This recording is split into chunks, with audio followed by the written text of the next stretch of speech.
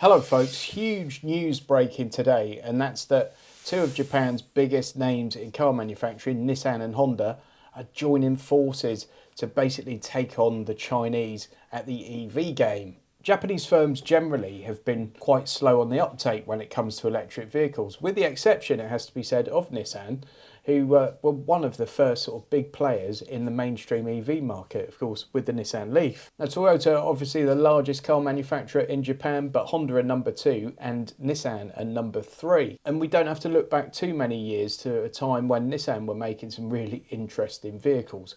They may have lost their way a little bit in more recent years in some areas, and Honda, despite making some really fantastically reliable cars, have had one or two hits and misses along the way as well in recent years. Bringing these two together could actually be a fantastic thing for both companies, and it could be a good thing for us because we might get better cars at the end of it as a result. One of the things I find particularly interesting is that Honda have this reputation for reliability, and Nissan in recent times have had anything but. So how those two things come together remains to be seen. I'm just going to read this quote from Nissan chief Makoto Uchida, who says, "Emerging players are very aggressive and making inroads at incredible speed. We cannot win the competition as long as we stick to conventional wisdom with the traditional approach being rivals with their neighbours rather than partners." Honda President Toshihiro Mibe said, "We're strapped for time and need to be speedy, and by 2030 they need to be in a good position." And he said, if they're going to be in a good position by 2030, they need to make these big decisions now. The rise of emerging players is becoming faster and stronger. Companies that cannot respond to changes will be wiped out. This is the first time, I think, a big manufacturer, huge manufacturer, has actually said these Chinese companies are a threat to us, the traditional car brands.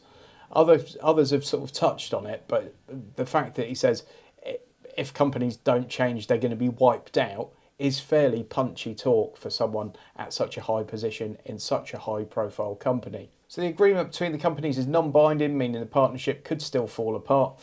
It doesn't involve any capital, so there's no money invested either side. There's no merger here or anything like that. It's a handshake, essentially. In 2019, the Japanese government tried to convince both companies to actually merge, and obviously they fell short of doing that. But this seems to be maybe a motion towards that at some stage, you could think. And just a reminder, folks, that Renault actually owns 43% of Nissan.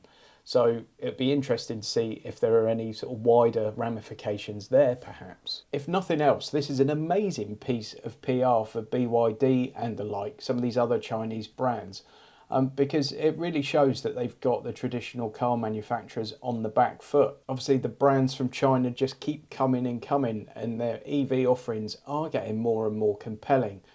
No longer are they just a cheap alternative.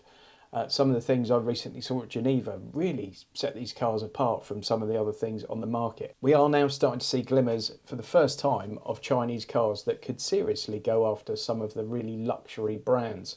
So this is a really interesting time in the industry. To be honest, the car industry hasn't seen a time like this since, it replaced the horse and cart, really, has it? And I can't help but be interested by it and fascinated by some of the inner mechanics. So to give you a brief summary of all that waffle, Honda and Nissan have signed a memorandum of understanding that means they will start to collaborate and work together on EV components, EV software, EV cars, etc. They feel like they're currently losing the race against the Chinese manufacturers. They feel like by coming together, using their joint sort of knowledge, experience, and obviously putting economies of scale into full force, they can possibly stand up and fight against the Chinese giants. This is really interesting news and really shows that the Chinese brands have got the traditional car makers a little bit scared. Thanks for watching this one, folks. Please follow me somewhere on social media. All the links are coming up right at the end, just over here somewhere. Thanks again for watching. Please give it a thumbs up. Please subscribe. I'll see you soon.